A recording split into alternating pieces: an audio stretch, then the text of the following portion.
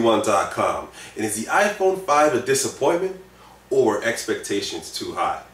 This was the same question that I asked back just a few months ago when the Samsung Galaxy S3 first got announced, because people were kind of in an uproar about it and were kind of just not quite sure, weren't too impressed with it, but lo and behold, we find out a month later that everybody was really happy with the device. So the same question I'm asked here with the iPhone 5. There's a lot of disappointment about what was announced out there as far as the hardware was concerned. Not many people were impressed. People were expecting a little bit more.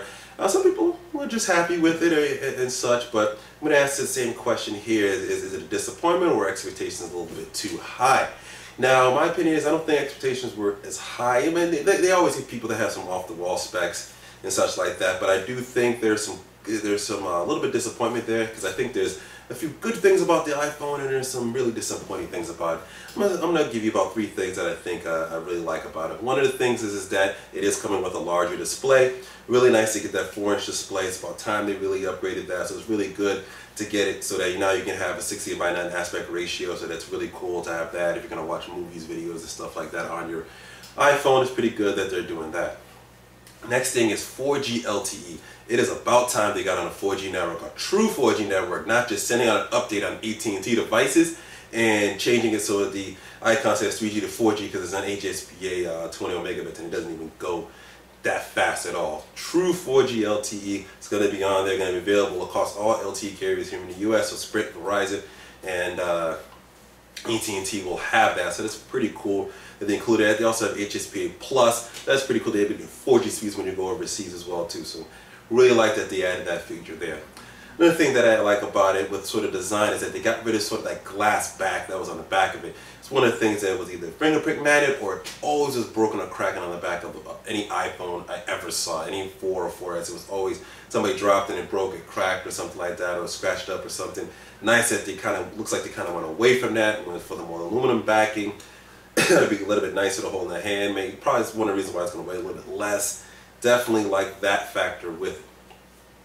Now, some of the things I was disappointed about, obviously one of the biggest things is that while it has a 4-inch screen, you feel that it could just do a little bit bigger. 4.3, 4 inches is it's a decent size, and 4.3 inches would have been really nice to see them come out with that and still be able to maintain the same form factor. If you look at the Droid Razr M, they're able to accomplish that same thing with an even smaller form factor than that, and have pretty much similar specs inside of that phone compared to the comparative to what's in the iPhone 5. That's a little disappointing that they didn't add that. Also, no NFC support. You know, some people are saying whoever used NFC, it's something that's going to be coming up really big, really soon, especially with mobile payments. You know, the carriers are coming out with their ISIS mobile payment system that is a joint venture between, I believe, AT&T, Verizon, T-Mobile, and Sprint. Then you also have Google Wallet, which Sprint also supports as well too. With Google Wallet, Sprint doesn't support ISIS, but I know they support. I believe they just support Google Wallet.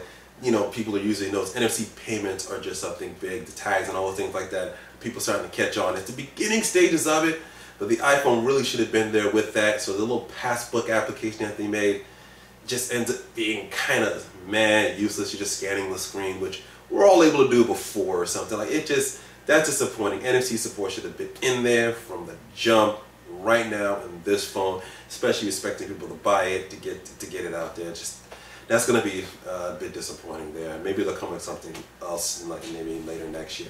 And the third thing I think that is pretty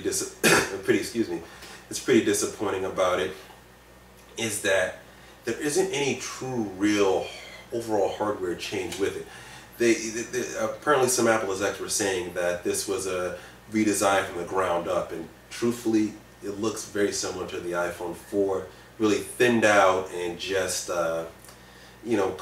has some different colors to it, but it isn't really that much of a drastic difference. Well, that is a good thing for some people that really like that iconic design. It's a bit disappointing they didn't try to just sort of jump and do something different. They did that from the 3GS to the iPhone 4. You can tell the drastic difference between those two phones. They didn't really do it here from the 4 to the 5, between the 4 to 4S to the 5. A little disappointing there with that. And to add one more thing that I'm disappointed about is this whole lightning port thing. They just need to adopt micro USB just like everyone else. Apple says they'll never do it. People are pretty content that they'll never do it. It looks like they never will, but it's just disappointing. This was the opportunity to do that. over in Europe and with the EU, they have to have micro USB ports over there, so they have to create an adapter overseas to be able to to able to actually sell the phone over there.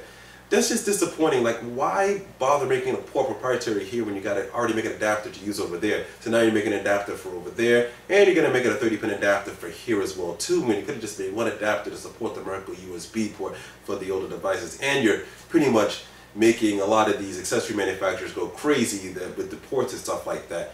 Micro USB is pretty much the standard across all smartphones, and you really should just join in line with that. It wouldn't have made any other difference. It wouldn't have. I really just find it disappointing that they just kind of kept it with that.